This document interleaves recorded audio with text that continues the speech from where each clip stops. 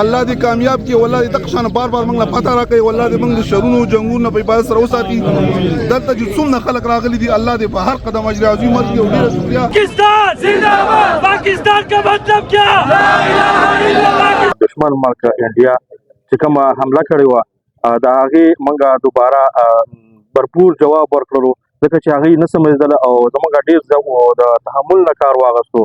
میا محمد شهباز شریف او زموږ جنرال صاحب او څومره چې زموږ د پاکستان مشران دي، هغې ډېر د تحمل نه کار واخیستو او د هغې نه پس هغې نه سمېدل. نو د دې په وجه باندې هغې یو بھرپور جواب ورکړو، هغې ته یو موتوړ جواب ورکړلو. پاکستان چې کوم جواب انډیا ته ورکړو، انشاءالله دا به په تاریخ کې لیکلی شي.